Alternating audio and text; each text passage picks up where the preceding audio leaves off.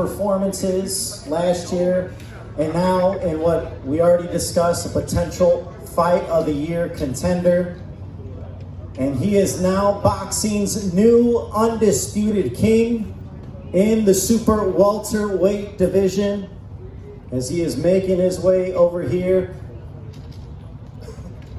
As we have a trainer, Derek James, who in my opinion is one of the best trainers in the world. I don't think this man gets enough credit for what he's been able to do with guys like Errol Spence Jr. And now a new undisputed king, Jermell Ironman Charlo, as he makes his way here with a devastating knockout of Brian Castano to now become boxing's 7th undisputed champion. And he's talked about he doesn't care about your pound for pound list. The main list he's wanted to be on is the undisputed list, and he's done that. He's made history, and he's achieved his dream. Here is Jermell Charlo and trainer Derek James. I need some apologies from you ¿Viste lo que te dije, Willy? Straight up. Willy, ¿viste lo que te dije? Hey, what's poppin', everybody? Thank y'all for being the reporters, even if y'all hate, even if y'all don't really respect the Lions Only movement, even if y'all don't like our attitudes, even if y'all don't really like the way I box and how I move and how I do it, y'all got no choice but to respect this champion, undisputed, and I don't think there's too many of us out here. So I'm excited. Thank you for my team, Lions Only. We was really like solid, baby. Y'all held it down for the most part, and that's what I'm really like stoked about. Training camp was crazy, you know what I'm saying? Like we went to the waters with this shit. Like, we went really deep into training camp. One, Guzman, shout out to you. Shout out to Titus Adams.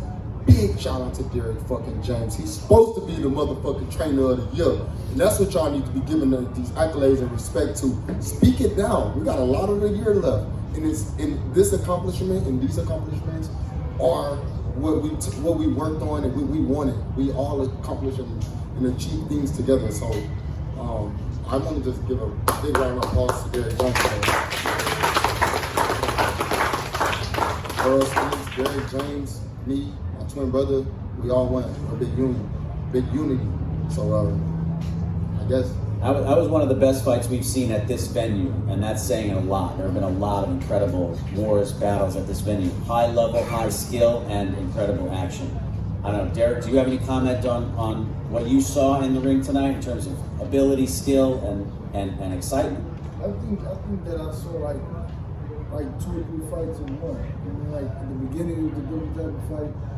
Either in the middle, it was a different kind of fight. Once he settled down, once he settled down and once he was able to settle down, he was like and even in the next later rounds, I was like, settle down. I know you really want this shot, but you're throwing the shot too fast. When he's into it, he's gonna walk right into it. And the 1-2s, even in camp, like they said, the 1-2, that's what's gonna catch it.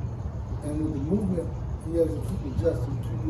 So Jermell did everything he needed to do to set up all the shots. I remember like getting in the middle of the round, I think like 3 or 4, and I was trading, came back to the corner, feeling like, motherfucker, like, yeah, like, you gonna bang it out with me. Right. So they're like, we don't gotta get into that type of fight. All right, I'm gonna give me like 2 more rounds, 3 more rounds, and then I get back on the outside and box him and then just be a little bit more clever and use my skills and technique to just lead us to victory. We gotta worry about the knockout. I sure was trying to get it. And really, I was telling them really what the thing about it, a lot of times he was missing the shots. So I tell him shoot to the shoulder, shoot to the, because here he's always gonna keep ducking. So the shots we threw, the shots ran him into another shot. So when you shoot the shot, other shot, the second shot he hit him with is the one that made him fumble. It was like he ran him into another shot. So it was not just the first shot, it was the second shot. But the third shot that we gave him. It was a good fight though. And one good thing about Derek James, well, let me pause that. One great thing about Castano is like his game plan is to possibly try to win the end of the rounds or get in good shots towards the end of the round. And it was like, hold on, I gotta be aware of that. I went in there the first couple rounds, and I'm like, I gotta stay strong on everything he's doing. You know what I'm saying? To be aware. So I'm trying to be aware, and I'm just trying to tune out everybody else and just focus on what we've been working on. And so, man, jab to the body. You try to be more effective using that. So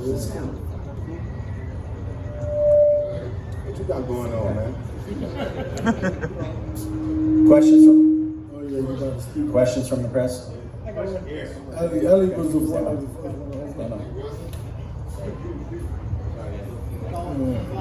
Marcus Hayes, Fight Hub TV. Jermell, congratulations. Derek, congratulations tonight. I'd like to talk to you, Jermell, in particular about from round 4 to 7, Castano looked, or from round 4 to 7, he looked like he was staying with you. And all of a sudden in round 7, you seem to have raised your level. What was it in round 7 that made you separate from him and start to make him be flat-footed? Like in boxing, sometimes you can realize that you don't gotta like how you knock people out, and sometimes it's like, okay, he pressing the action, but he kind of respecting my power. So it's like, hold on, I ain't gotta move that much. So from that point on, that's when I started realizing, oh man, I ain't finna do all of this extra shit. You come on here and get run into a shot, and I just kept on trying to set that up, and that's how it happened. You know, breaking him down, to be honest. That's what it was. Correct. Breaking him down. That's just the Charlo way of breaking somebody down. Breaking him down. Was this your best performance, would you say? I say yeah, because I showed the fans, I showed these haters that I could sit there and bang and trade. I can get hit with shots. I'm a fighter, I'm a boxer, you know what I'm saying? So I think by far I came in really in shape. I weighed 152, you know, that haven't happened almost my whole time of being at 154. So, and I ain't done yet.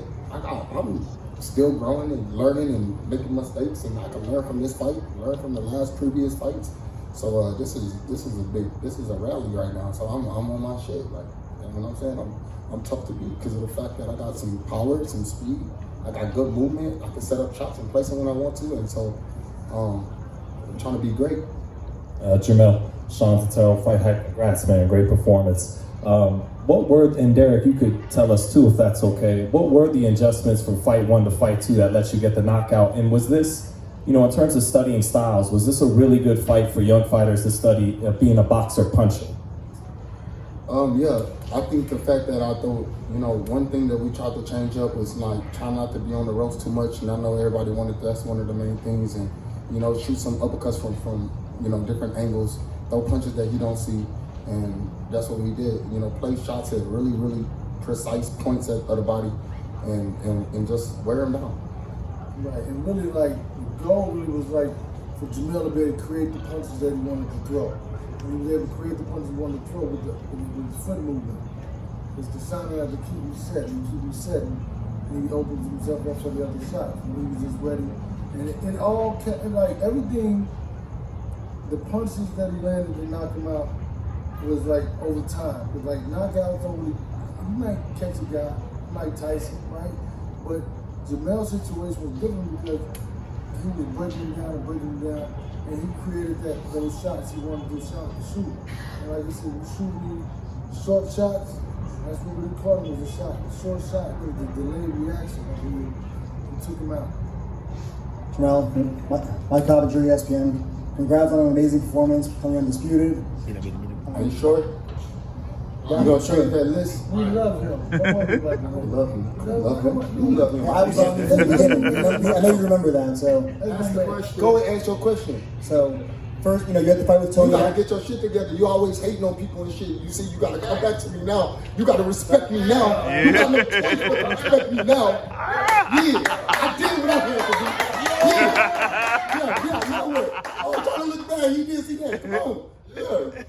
All right, you go ahead and answer your question. Answer your question. All right. So first fight with Tony Harrison. You know, close fight. I thought you won, and you come back and you knock him out. This time you knock out Castano after a close fight. What does that say about your boxing IQ? Like you're making all these adjustments and getting knockouts after. I'm high on IQ then. I mean, it's like, that's what ESPN wanted to hear. I mean, IQ is really high. It's great. I'm a clean fighter. I do everything. I try to not throw rabbit punches. I try to, you know, use effective punches that matter in boxing, like my jab. And I use like strong punches, and I'm a very strong 154 pounder, and I've been at this weight for some years. So I'm trying to figure out, like, did y'all watch the first fight? A lot of those shots that Castano was throwing, even in this fight, you know, they were sliding off the gloves. I was blocking majority of those punches. It just sounds good because of the crowd is rallying. But when you're a fanboy and you can't be really never been in the fucking ring before, you will never fucking really understand what's really going on in there. Punches were slipped, punches were ducked, punches were blocked.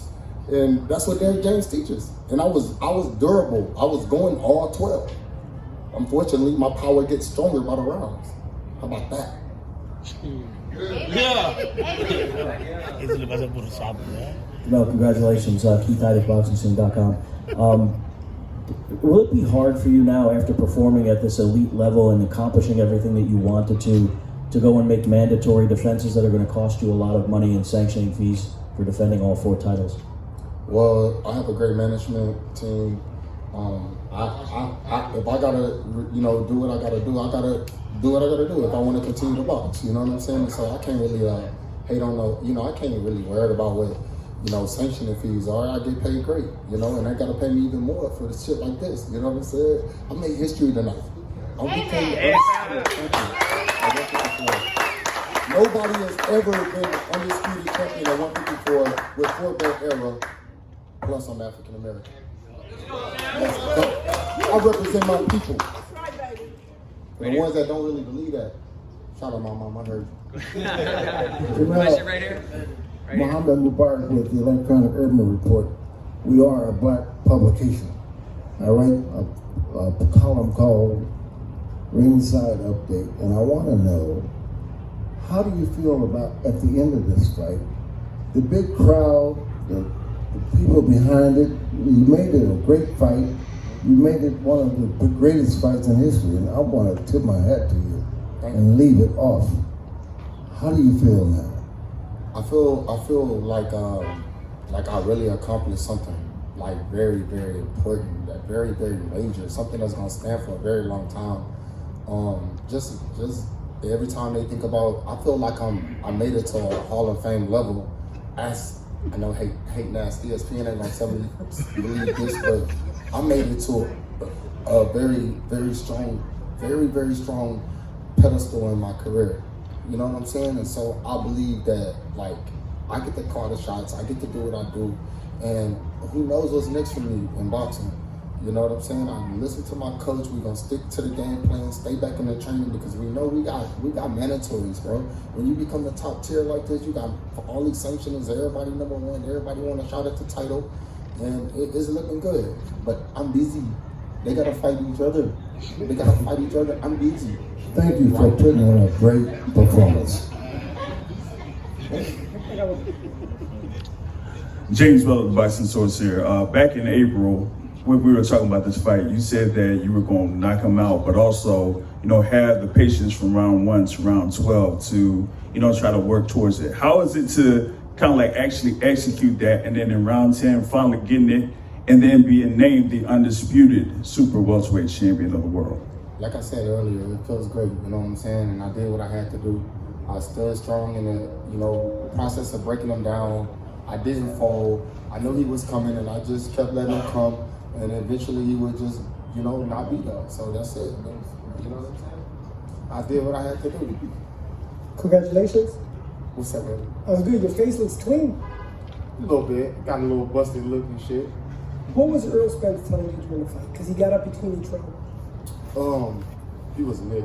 Like not in the bag. Like that, he was. When you can hear somebody and there he go right there. It's my dog. Yeah.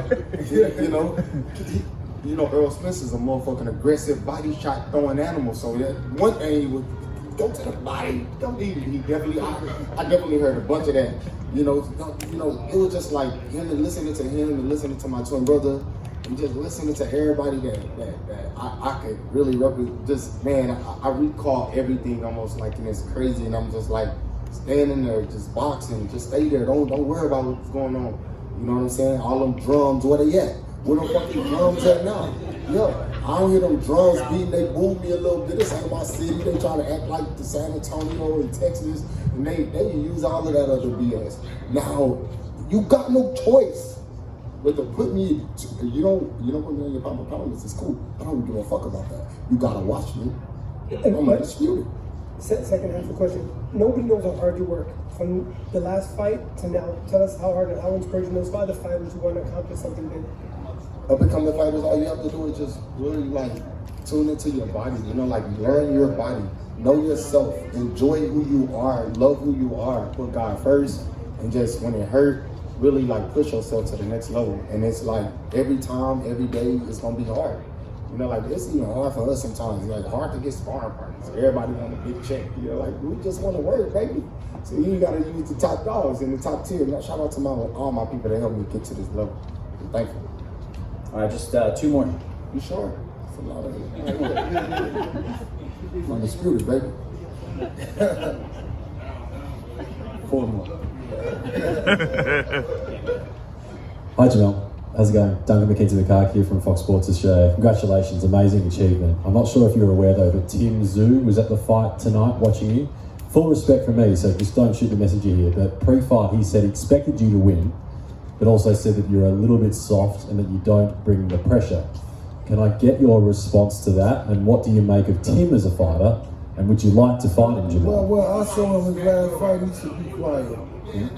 He really didn't look. He didn't really look so. I don't really watch a lot of boxing. But just so happened I did see him, and he didn't look so great. So I mean, nothing to ask. He didn't look so great the last time. He should work on his own situation. He said stylistically he'd match up well against you, Jermell. You got any thoughts on that? Like it's different heat over here in America, baby. It's different heat in America. How much Tim 2, whatever the fucking name is, how much they got? How much money they got? Would you take a fight against Tim? Fuck you and Tim, because you changed the night. Like, stop asking me questions, dude. All right, I think we have one more question. Go ahead. We need more. One more question. What's up? How I feel to be the undisputed junior middleweight champion of the world? It feels fucking amazing. You know why, bro? I could count back on who had that IBF belt before you, and you moved up, and you was like everybody in our own lane, and I fucking love Texas, dog. We got Earl Spence at 47, me at 54, my brother at 60. We a fucking trio. We fucking the Bash Brothers. Motherfucking Bash Brothers. And he gonna get that title next, I'm telling you. And the money gonna keep going up, and we gonna feed our family. So how do I feel? I'm fucking lazy. Lazy. Can we get you guys to stand up and get a picture of the two of you, and then I'm going to ask Errol Spence and Jermell to come up and just do a picture of the 4 of you guys, please, together.